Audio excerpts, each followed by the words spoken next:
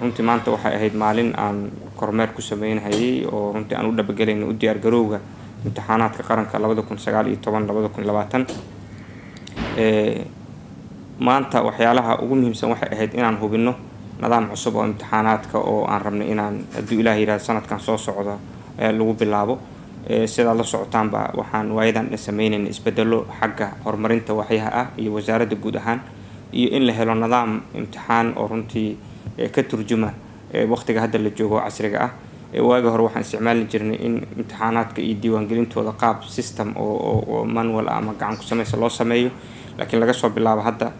waxaan bilownay in imtixaankii uu noqdo sida hadda inta badan uu yahay bas qaab oo mataqaanay computerized ah sanadkan haddii Ilaahay yiraahdo waxaan qiyaasaynaa ama diyaar garowga imtixaanka loo diiwaangelin doona 37,000 arday haddii Ilaahay yiraahdo waxaa qorsheysan imtixaanka inuu dhaco isbuuca koobaad bisha shanaad sanadkan gudihiisa waxaan rajaynaynaa insha Allah tacaala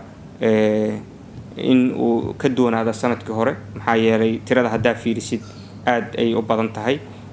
waxa keenay wax kala ma aha iskuuladii iyo nidaamka imtixaanaadka iyo kulli ummadda Soomaaliyeed runtii kalsooni badan ku soo qabayaan nidaamka dawliga ee socda anoo fursadan ka faa'iideysanahay waxaan rabaa markaa inaan u mahad celiyo agaasimaha imtixaanaadka qaranka iyo dhammaan guud ahaan shaqaalaha iyo nidaamkan cusub oo lagu soo kordhiyay oo aan isleeyahay wax badan ayuu ka tiri doonaa culayskii wasaaradda haystay